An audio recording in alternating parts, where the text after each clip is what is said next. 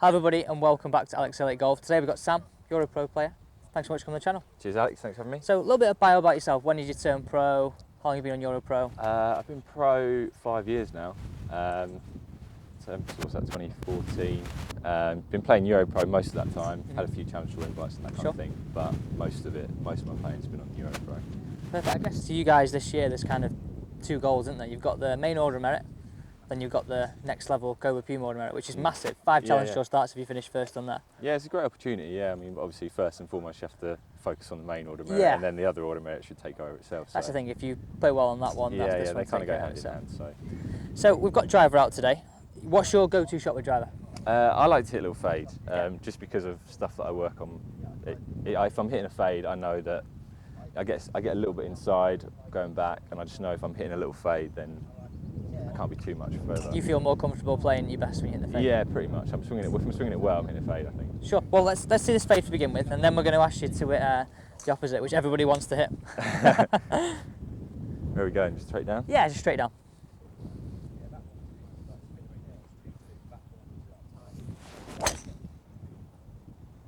Nice. So your go-to shot is that fade, but everybody that kind of watching here, and there might be some instances, maybe this week, maybe not this week, or I guess kind of most people watch TV and say, oh, you need to draw it at Augusta. Okay, so talk me through. You've got to hit a draw on this one. We've got a dog leg left, we've got the wind off the right, and you need to get it down there to give us a good chance of getting it close to this flag and two, okay?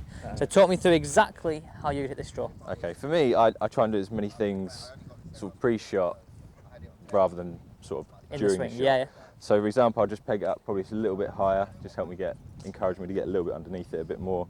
Obviously I do the normal things, ball back in the stance a little bit to encourage the path to go that way. So how much back? So would you start the ball position just on your left heel? Yeah, I'd say I'm pretty, I'd say pretty basic ball position for me would just be left heel. Yeah. And then I'll just literally, not a lot, it's obviously depending on how big of the draw.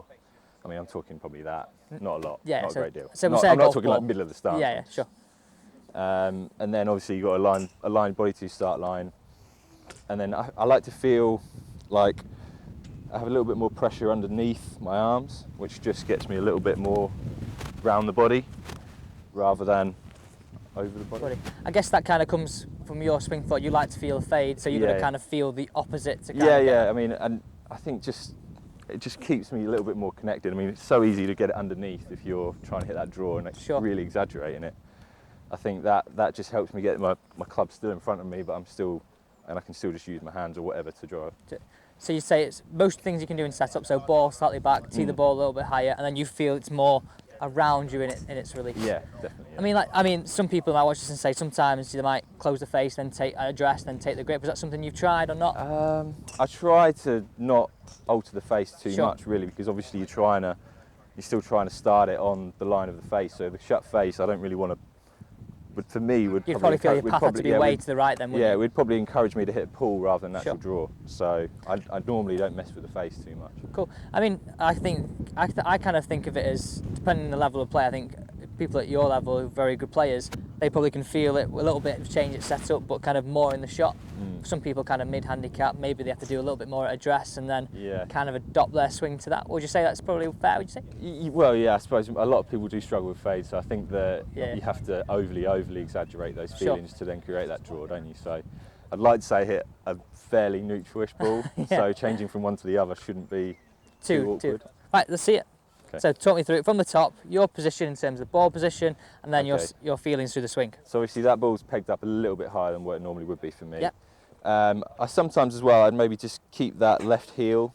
I normally have it quite turned out, but with a draw, I'd probably just turn it in just a touch. Perfect.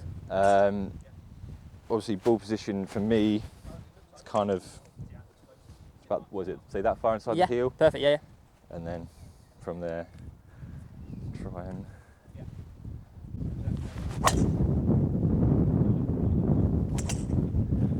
Nice shot. Nearly. I mean, we had a bit of a win there. It's probably not going to draw that much, but it was definitely a lot kind of straighter than your fade.